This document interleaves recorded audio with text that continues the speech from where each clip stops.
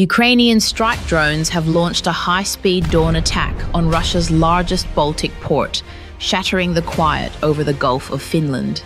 I can see in your eyes now we think the same way as you do. We know freedom will win. We know Russia will lose. And we really know the victory will change the world. It's 6:15 a.m. local time.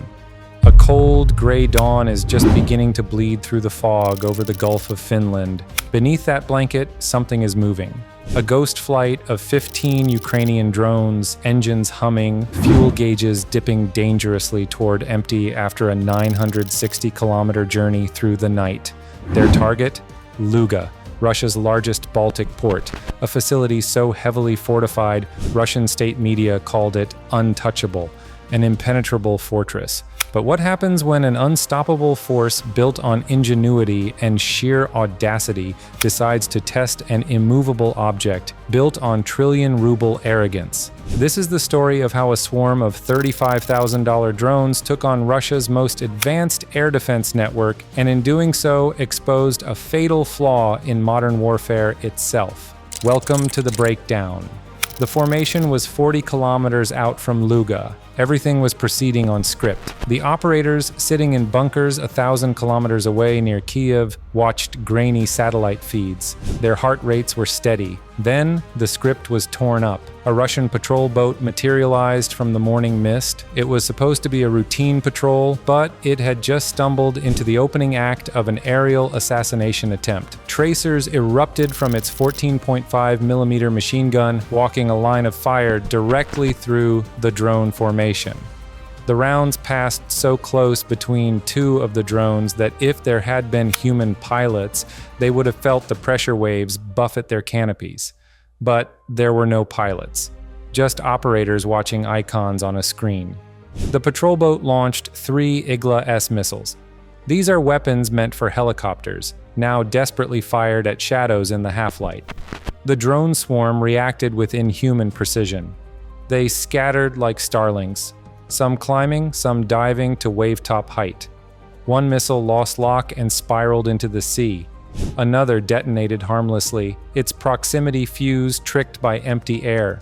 The third found its mark. The trailing drone, call sign Beaver 15, vanished from the screen in Ukraine, replaced by a brief bright fireball that scattered across the Baltic waves. 14 survivors. They didn't hesitate. They didn't retreat. They regrouped and pressed on. Luga was now just 40 kilometers ahead, but the real test was just beginning. That's when the S-400 battery lit them up. Let's pause here, because what happens next isn't just a battle. It's an economic and physical paradox. The S-400 Triumph is Russia's crown jewel of air defense. A single battery costs over 1 trillion rubles. Its missiles are designed to obliterate $100 million fighter jets and strategic bombers from hundreds of kilometers away. The drones coming at it? UJ-26 Beavers. Purpose-built, fiberglass and carbon fiber loitering munitions. Cost per unit?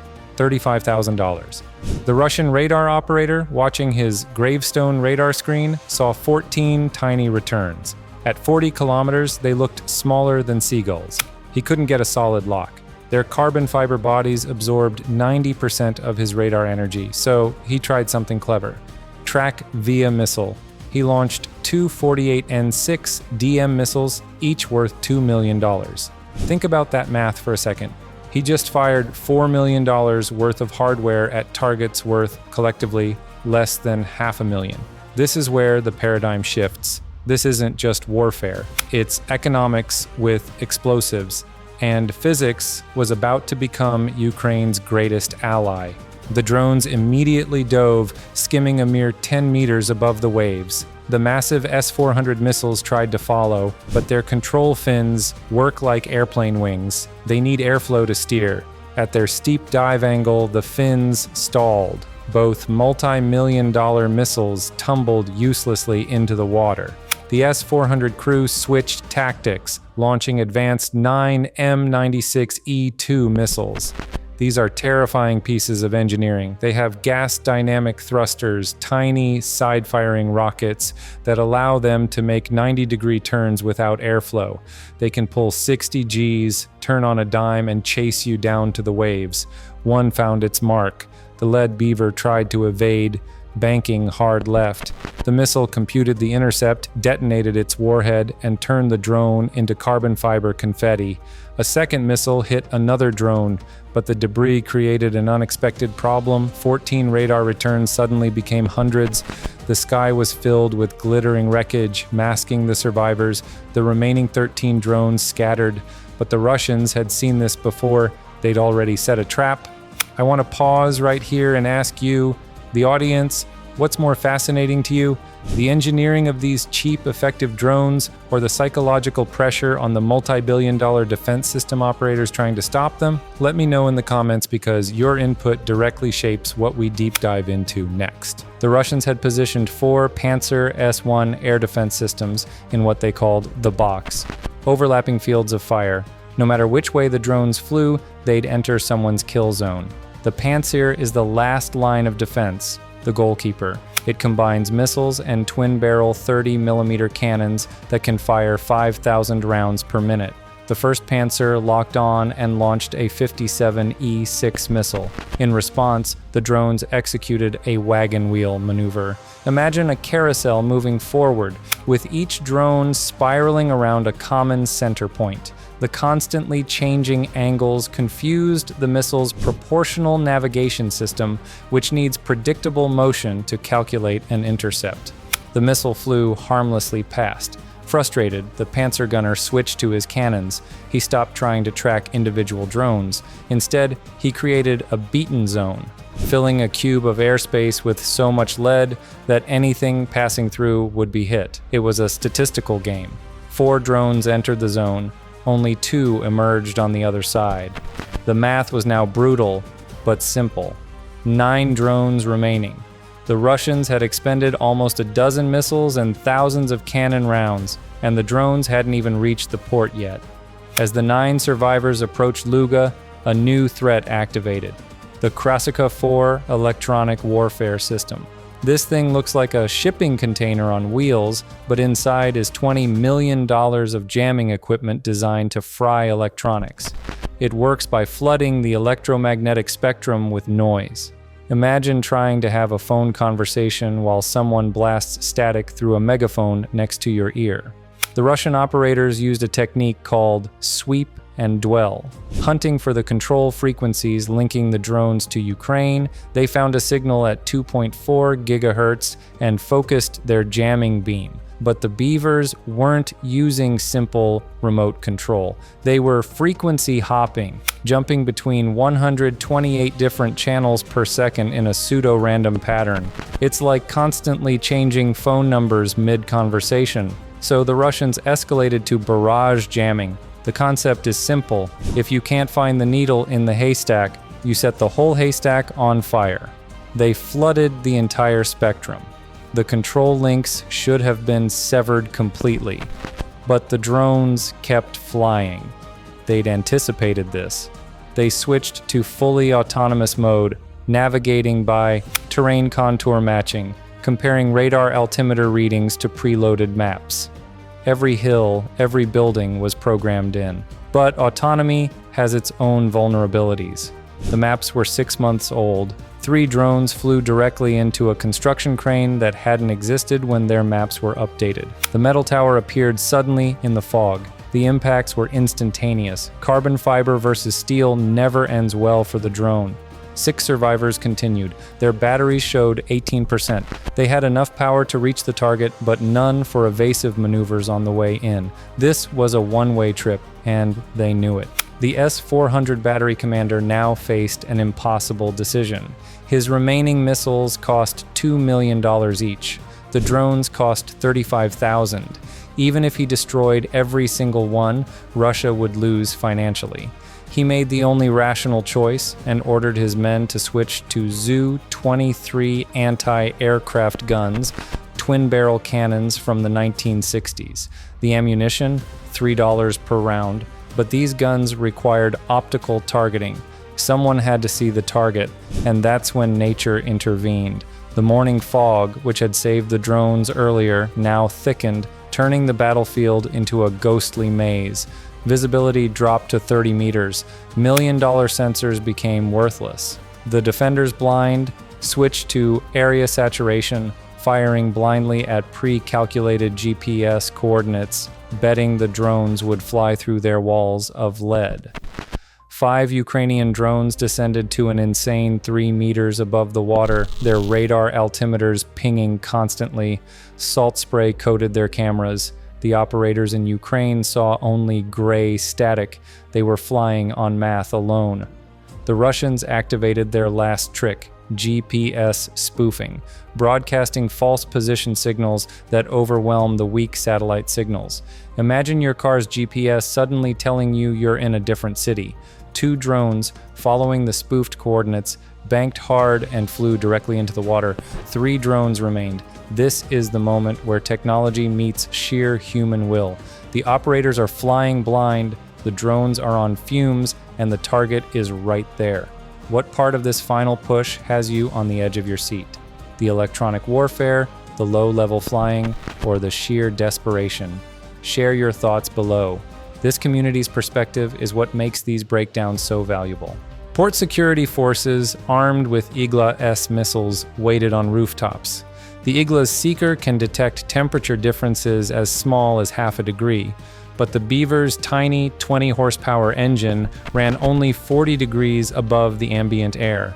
Against the warm Baltic fog, it was nearly invisible.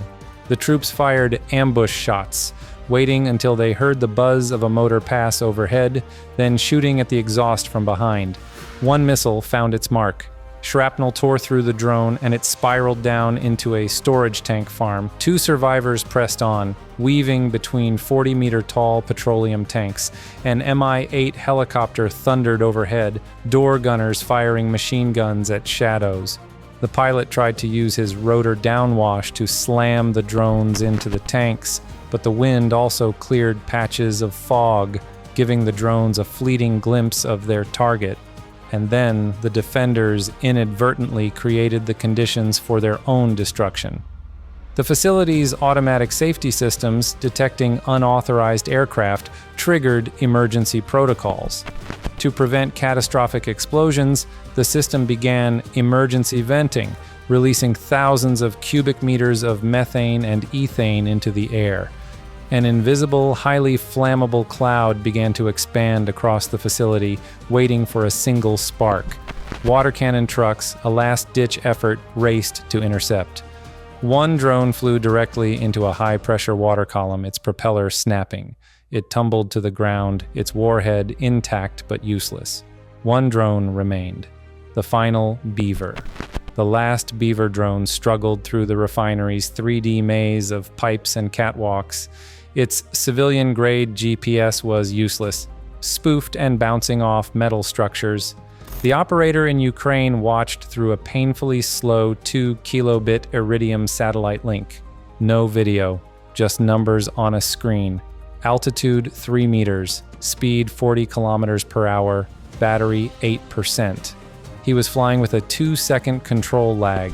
He had to command the drone to go where he predicted it would be, not where it was. It's like playing a video game where the screen shows what happened 2 seconds ago. Through the static, he caught a glimpse. The massive, silver-insulated tower of the cryogenic fractionation unit. The heart of the complex. A water cannon tracked the sound of its motor, the jet of water catching the drone's tail and sending it into a violent spin. The drone's gyros fought to stabilize it, the motors screaming, draining the last of the battery. Battery warning, 5%. The operator knew it was over. He had one chance. He He pushed the nose down, converting his last bit of altitude into speed, diving toward the base of the target tower. Battery 0%. The motors died. Silence. But physics took over. 40 kilograms of drone, traveling at 15 meters per second, became a ballistic projectile. It glided the final 50 meters in eerie silence. It struck the base of the fractionation column with a metallic crunch. For a single held breath, nothing happened. Then the thermite warhead ignited. The aftermath, a new doctrine. The initial explosion was a white-hot flare, burning through the steel column wall in 2 seconds. Superheated metal sprayed into the pressurized vessel, instantly vaporizing the liquid hydrocarbons inside. The pressure spike ruptured adjacent pipes. Then, the invisible cloud of vented gas ignited. The fuel-air explosion expanded at 3,000 meters per second. The overpressure wave shattered every window within a kilometer. The fireball rose 200 meters into the air, a brilliant orange pillar against the gray dawn. This triggered a BLEVE, a boiling, liquid-expanding vapor explosion. The cascade of destruction consumed the entire complex in minutes. The $2 billion facility, designed to withstand earthquakes, collapsed into twisted metal. The fire would burn for 6 days, visible from space. The Ukrainian drones, through a combination of brutal economics, clever physics, and relentless autonomy, had proven that no target is untouchable. They turned Russia's greatest strength, its massive, centralized, and exorbitantly expensive air defense network, into its greatest weakness. They didn't just destroy a port facility, they demonstrated a new doctrine of warfare where a $35,000 drone can orchestrate a multi-billion-dollar catastrophe. They proved that in the 21st century, the most dangerous weapon isn't always the most expensive one. It's the one that makes your enemy's entire investment strategy obsolete. This has been the breakdown. We've seen how a simple drone can exploit the fatal flaws in a superpower's defense. The real question now is, how will the world's militaries adapt? The blueprint for asymmetric warfare has just been rewritten. The revolution is here, and it's not flying a flag. It's made of carbon fiber, costs less than a car, and operates on a simple, devastating calculus. Let me know in the comments which topic you want for the next video: a deep dive into the UJ-26 Beaver's engineering, or an analysis of the S-400's systemic vulnerabilities. The most requested topic wins. Bye for now.